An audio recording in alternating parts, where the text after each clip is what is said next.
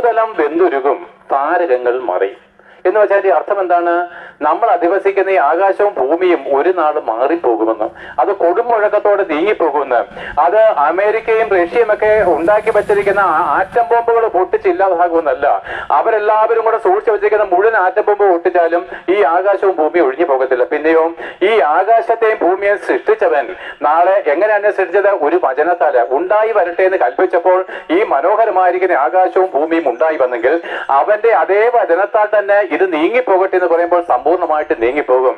അതേ സൂര്യചന്ദ്ര നക്ഷത്രാദികളും പ്രപഞ്ചഗോളങ്ങളും ഇല്ലാത്ത എല്ലാം ഒരു ദിവസം കൊണ്ട്, ഒരു സെക്കൻഡ് കൊണ്ട് പൊങ്കാരവത്തോട് മാറിപ്പോകുന്ന ഒരു ഭയങ്കരമായിരിക്കുന്ന ദിനം വരികയാണ്.